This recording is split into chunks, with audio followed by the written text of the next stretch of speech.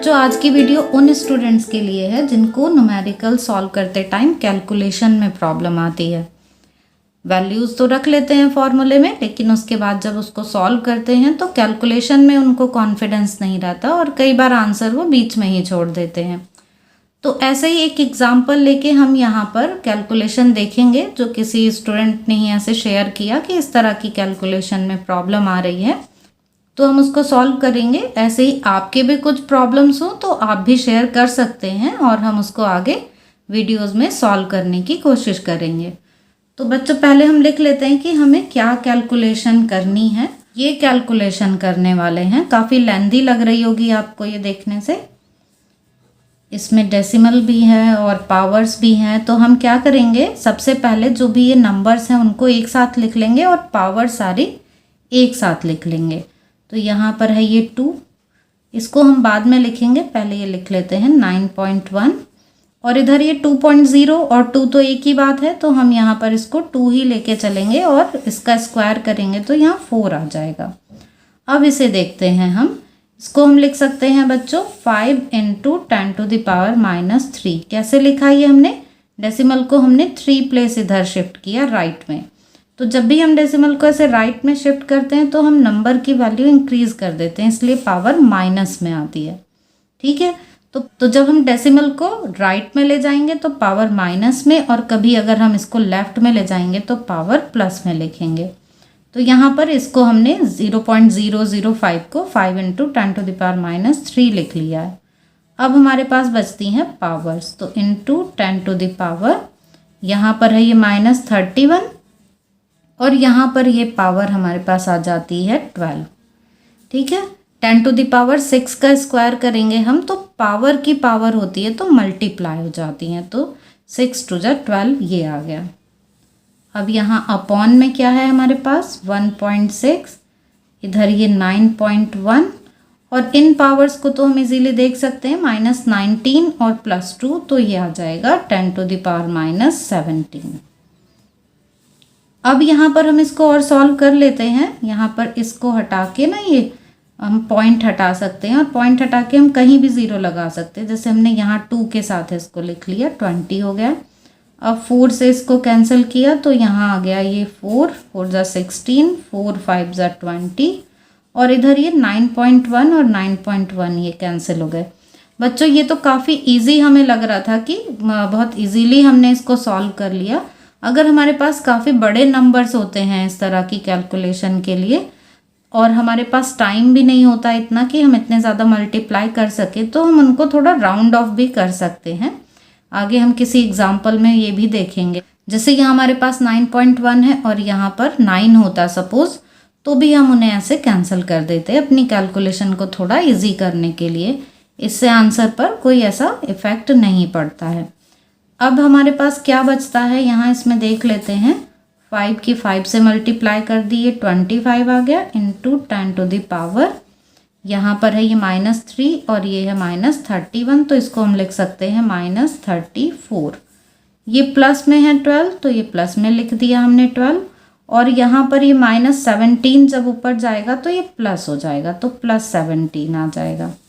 अब यहाँ देख सकते हैं हम 25 का स्क्वायर रूट होता है 5, तो ये हमने 5 लिख लिया। और यहाँ पावर्स हमारे पास कितनी बचती हैं, 10⁻, ये -34 और ये दोनों ऐड करेंगे हम तो ये कितना आ जाएगा 29 प्लस में, तो यहाँ पर आ गया ये हमारे पास -5, तो 10⁻⁻5 ये पावर आ गई। बच्चों जब पावर का हमको स्क्वायर रूट लेना होता है तो हम ये कोशिश करते हैं कि पावर इवन नंबर में रहे, तो हम जस्ट पावर का हाफ कर देते हैं, वही स्क्वायर रूट आ जाता है। तो इसके लिए हम इसको कैसे लिख सकते हैं, यहाँ पर इसको हम लिख दें 10⁻⁻6। इसका मतलब क्या है कि हमने 10 से डिवाइड कर दिया इसमें और 10 से मल्टीप्लाई कर दिया। तो जो डिवाइड वाला था मतलब ऐसे ही यहाँ हम देख लेते हैं कि हमने 10 से इसमें ऐसे मल्टीप्लाई कर दिया और हम 10 से ही डिवाइड कर दे रहे हैं। तो ये जो मल्टीप्लाई वाला 10 है वो तो हमने ऐसे ही लिख लिया, और ये जो डिवाइड में है इसकी पावर 1 है, ऊपर आएगी तो ये पावर -1 हो जाएगी, तो -5 और -1 -6 आ गया। ठीक है, तो ये हमारे पास ये वैल्यू आ गई। 10 टू द पावर -5 को हम ऐसे लिख सकते हैं 10 इंटू 10 टू द पावर -6। अब हमारे लिए इसका स्क्वायर रूट लेना इजी हो गया। 5 इंटू 10 टू द पावर -3 और ये रूट में बच जाता है 10 का स्क्वायर रूट। बच्चों जनरली हमको लर्न होता है, नहीं है तो हम उसे लर्न कर लेंगे क्योंकि ये हमको काफ़ी काम आता है, तो हमारी कैलकुलेशन काफ़ी इजी हो जाती है कभी अगर हमको रूट 10 की वैल्यू रखनी हो तो।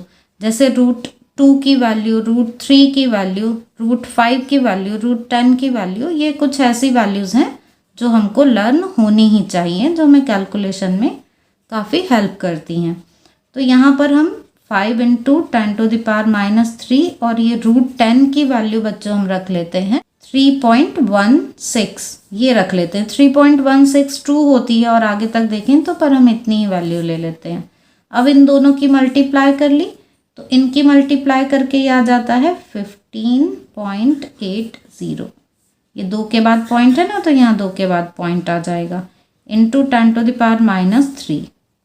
अब हम ये पॉइंट को इधर ले आते हैं। स्टैंडर्ड जो एक तरीका होता है किसी रिजल्ट को लिखने का, आंसर को लिखने का, तो वो 1 के डिजिट के बाद पॉइंट लगाकर ऐसे लिखने का होता है। तो हम इस डेसिमल को इधर ले आते हैं तो हम 1.58 ऐसे लिख देते हैं। अब ये 0 लिखने का कोई मतलब नहीं, यहाँ पर पॉइंट के बाद एंड में जो ज़ीरोज़ हैं उनको हम लिखें या नहीं लिखें उससे कोई फ़र्क नहीं पड़ता है। तो हम इसको 1.58 इंटू 10 टू द पावर, अब बताइए यहाँ पावर में हम क्या करेंगे, हम ये डेसिमल को लेफ्ट में ले गए हैं इसलिए हम क्या करेंगे, पावर प्लस में कर देंगे। यहाँ पर एक डिजिट मूव कराया ना तो एक यहाँ पर हम प्लस कर देंगे। तो अब ये हमारे पास आ जाएगा 1.58 इंटू 10 टू द पावर -2। इसको हम और राउंड ऑफ करके ऐसे लिख सकते हैं 1.6 इंटू 10 टू द पावर -2। तो ये है बच्चों कैलकुलेशन में डेसिमल और ये पावर्स को सॉल्व करने का तरीका। कि हमको ये देखने से लग रहा था काफ़ी बड़ी कैलकुलेशन है, पर हमें कहीं बहुत ज़्यादा ऐसे मल्टीप्लाई डिवाइड कुछ नहीं करना पड़ा और इजीली हमने इसको सॉल्व कर लिया। तो ऐसे ही कुछ और एग्जाम्पल हम आगे की वीडियोस में देखेंगे। अभी फ़िलहाल हम बात कर लेते हैं कुछ और ऐसे टिप्स और ट्रिक्स की जो हमारी कैलकुलेशन को ईजी बनाती हैं। तो बच्चों सबसे पहले तो हमको कैलकुलेशन से बचना नहीं है, हमको ज़्यादा से ज़्यादा प्रैक्टिस करनी है तो स्पीड बन जाती है फिर कैलकुलेशन की, इजीली हम सॉल्व कर पाते हैं। और हम याद रखेंगे कुछ स्क्वायर रूट्स, जैसे √2 की वैल्यू 1.414 होती है, √3 की वैल्यू 1.732 ये होती है, √5 की वैल्यू 2.236 और √10 तो हमने भी यूज़ भी की है 3.162। अब ये पॉइंट के बाद 3 डिजिट तक हैं, हम अपनी कैलकुलेशन में इनको देख सकते हैं कि अगर काफ़ी बड़ी कैलकुलेशंस हैं तो हम इनको 2 डिजिट तक या फिर पॉइंट के बाद 1 डिजिट तक लेके भी सॉल्व कर सकते हैं। देख सकते हैं अपने अकॉर्डिंग कि कैसी कैलकुलेशन है, कितना इफ़ेक्ट पड़ेगा अगर हम इसको राउंड ऑफ करते हैं तो। इसके अलावा बच्चों हम 1 से लेकर 20 तक के नंबर्स का स्क्वायर जो है वो भी लर्न करके रखें। एक तो ये कुछ स्क्वायर रूट्स करें और यहाँ पर इनके स्क्वायर्स जो हैं उनको लर्न कर लें।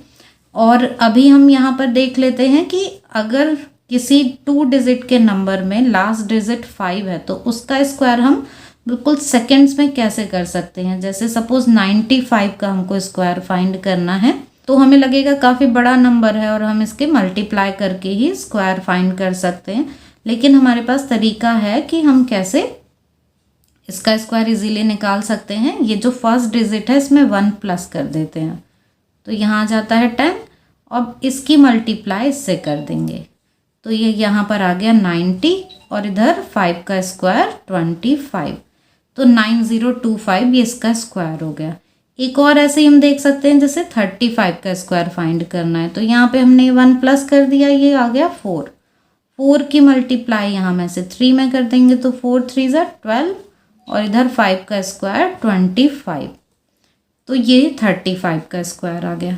ऐसे ही बच्चों स्क्वायर रूट कैसे निकालते हैं वो भी हमको ज़रूर आना चाहिए कि कुछ नंबर इस तरीके के आते हैं जो परफेक्ट स्क्वायर नहीं होते, तो उनका हमें स्क्वायर रूट निकालना होता है। तो वो हम कई वीडियोस में स्क्वायर रूट निकाल चुके हैं, लेकिन फिर भी अगर आपको दोबारा से वो सीखना हो तो आप कमेंट सेक्शन में बता सकते हैं, और हम एक वीडियो में कुछ डेसिमल नंबर्स जो हैं ऐसे, या फिर जो परफेक्ट स्क्वायर नहीं है उनके स्क्वायर रूट को सीख लेंगे। अभी फ़िलहाल ये हमने देखा कि कुछ हमें स्क्वायर रूट लर्न हो, कुछ के ये स्क्वायर्स जो हैं वो लर्न होने चाहिए, और हम कैसे इजीली कुछ नंबर के स्क्वायर्स फाइंड कर सकते हैं। इसके अलावा अगर कभी ऐसा होता है कि डिवीज़न में ये ऐसे 25 आ रहा हो, तो हमारे लिए बड़ा इजी रहता है कि हम इधर 4 की मल्टीप्लाई कर दें और ऊपर भी 4 की मल्टीप्लाई कर दें। तो इससे क्या होता है, यहाँ पर ये बन जाता है 100, ठीक है ना। तो अब जब ये 100 बन जाता है तो 100 से डिवाइड करना, जस्ट डेसिमल को इधर उधर मूव कराना, हमें कुछ कैलकुलेशन नहीं करनी पड़ती।